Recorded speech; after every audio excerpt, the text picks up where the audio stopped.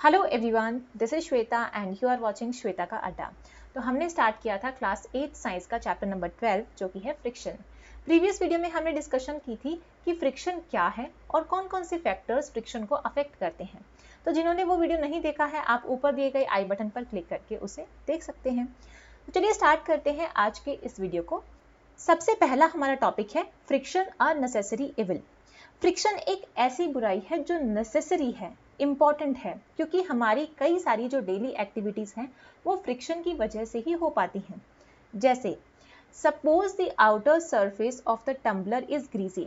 अगर टम्बलर का outer surface greasy होगा किसी ऑयल की वजह से, किसी लुब्रिकेंट की वजह से, तो क्या हम उसे आसानी से होल्ड कर पाएंगे? नहीं कर पाएंगे, क्योंकि फ्रिक्शन नहीं होगी। Okay, friction between the feet and the ground help us to walk on the ground. हम ग्राउंड के ऊपर कैसे चल पाते हैं? जब हमारा पैर ग्राउंड को पीछे की तरफ पुश करता है तो ग्राउंड भी एक अपोजिट फोर्स लगाता है जिसे हम कहते हैं फ्रिक्शन, जिसकी वजह से हम आगे की तरफ वॉक कर पाते हैं। ओके, तो अगर फ्रिक्शन नहीं होगी तो हम वॉक नहीं कर पाएंगे। It's the friction between the chalk and the black board that help us to write. तो ये फ्रिक्शन ही है जिसकी वजह से हम ब्लैक बोर्ड के ऊपर लिख पाते हैं। Friction help in stopping the moving object. Friction किस में हेल्प करती है? अगर कोई ऑब्जेक्ट मूव कर रहा है तो उसे रोकना है तो कौन सी फोर्स काम में आएगी? Friction. Okay, next is friction undesirable कैसे है? देखो, कई सारी जगह ऐसी है जहां पर फ्रिक्शन नेगेटिव रोल भी प्ले करती है। जैसे soles of shoes wears out due to friction. हमारे जो शूज के तले होते हैं वो खराब हो जाते हैं, किसकी वजह से? फ्रिक्शन की वजह से। Knives and razors lose their sharp edges due to friction. Knives, razors, उनके शार्प एजेस लूज हो जाते हैं, किसकी वजह से? फ्रिक्शन की वजह से। Tyres of bicycles and automobiles wear out due to friction. Bicycles के टायर्स, ऑटोमोबाइल्स यानी कार्स, बसेस, ट्रक्स, इनके टायर्स घिस जाते हैं फ्रिक्शन की वजह से। Jar of mixer becomes hot when it runs, heat produces due to friction. देखो, जब हम मिक्सर को चलाते हैं तो जार गर्म हो जाता है क्योंकि हीट का प्रोडक्शन होता है। अब हीट का प्रोडक्शन किसने किया? किसकी वजह से हीट प्रोड्यूस हुई? फ्रिक्शन की वजह से। ओके, तो ये जो हीट प्रोडक्शन है it causes much wastage of energy.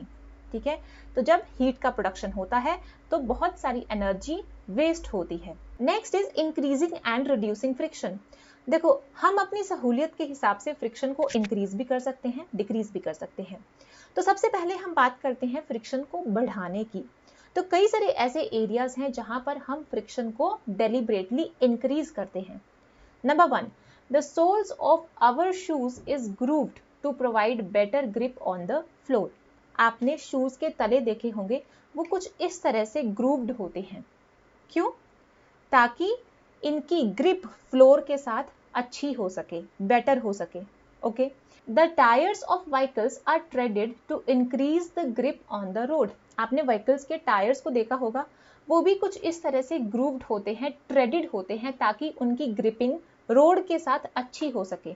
Okay, the brake pads of the vehicles are rough to stop the moving vehicles when the brakes applied. जो ब्रेक पैड्स होते हैं उन्हें रफ बनाया जाता है ताकि मूविंग व्हीकल्स को स्टॉप किया जा सके। Okay, gymnasts apply some coarse substance on their hands to increase friction for better grip. देखो, आपने रेसलर्स को देखा होगा कि वो अपने हैंड्स को सैंड के साथ रब करते हैं। क्यों? क्योंकि फ्रिक्शन को इंक्रीज किया जा सके ताकि उनकी ग्रिप अपोनेंट पर अच्छी हो सके, स्ट्रांग हो सके। ओके, अब हम बात करते हैं फ्रिक्शन को मिनिमाइज करने की। तो कई सारी ऐसी सिचुएशंस होती हैं जहां पर हम फ्रिक्शन को डिक्रीज करते हैं। Number 1, sprinkling fine powder on carrom board reduces friction. Carrom board के ऊपर हम पाउडर को स्प्रिंकल करते हैं ताकि फ्रिक्शन को डिक्रीज किया जा सके। A few drops of oil are poured on the hinges of a door. Door के hinges के ऊपर हम ऑयल को पोर करते हैं ताकि जो डोर है वो स्मूथली मूव कर सके। Okay, A bicycle and a motor mechanic uses grease between the moving parts of the machines to reduce friction. Bicycle और मोटर मैकेनिक्स जो होते हैं वो ग्रीस का इस्तेमाल करते हैं कहाँ पर? मशीन्स के मूविंग पार्ट्स पर, ताकि वो अपना काम अच्छे से कर सके, ओके, और फ्रिक्शन को कम किया जा सके।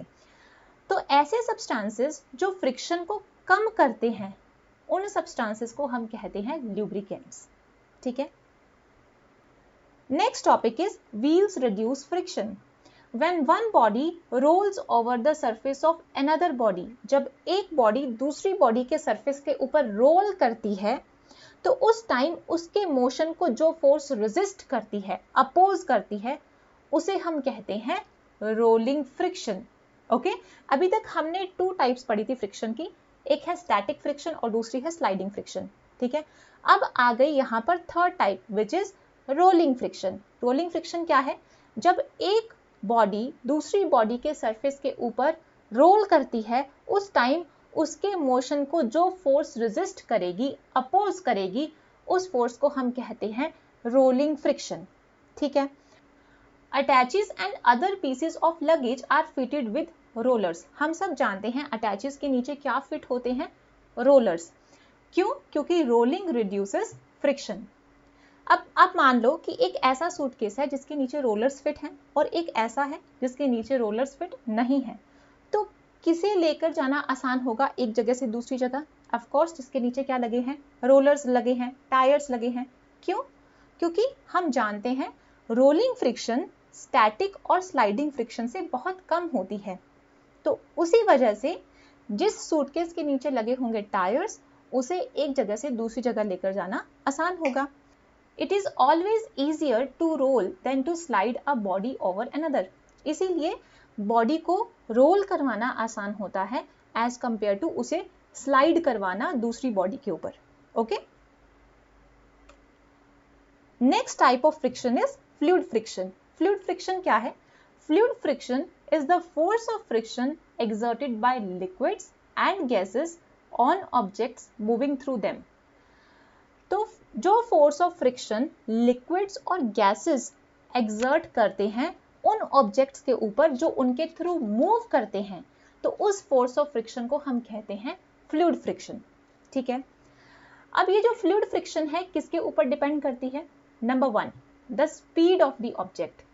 जितनी ज्यादा स्पीड होगी ऑब्जेक्ट की, उतनी ही ज्यादा फ्लूइड फ्रिक्शन होगी। Next is shape of the object. आप चारों डायग्राम्स में देखो, आपको एक यूनिक शेप नजर आएगी जिसे हम कहते हैं स्ट्रीमलाइंड शेप या फिर स्ट्रीमलाइंड बॉडी। स्ट्रीमलाइंड बॉडी कौन सी होती है? ऐसी बॉडी जिसके एंड्स पॉइंटेड होते हैं। तो आप देखो यहाँ पर जो फिश है उसके एंड्स पॉइंटेड है और जो बीच वाला हिस्सा है वो ब्रॉडर है। एरोप्लेन में देखिए फ्रंट और एंड वाला जो पोर्शन है वो पॉइंटेड है और बीच वाला हिस्सा ब्रॉडर है। तो इस शेप को हम कहते हैं स्ट्रीमलाइंड शेप, ओके। तो स्ट्रीमलाइंड शेप होने का क्या फायदा है? Birds and fishes have streamlined body to reduce fluid friction. Streamlined body होने से जो फ्लूइड फ्रिक्शन है वो कम हो जाती है। Aeroplanes and spacecrafts also have streamlined body to reduce fluid friction, ठीक है। Third one is the nature of the fluid. अब इसका क्या मतलब है? देखो अगर फ्लूइड थिकर होगा तो ज्यादा फ्लूइड फ्रिक्शन लगेगी ऑब्जेक्ट्स के ऊपर, okay. So that's all in today's video. मिलते हैं नेक्स्ट वीडियो में एक नए चैप्टर के साथ। Till then stay happy and please don't forget to subscribe my channel.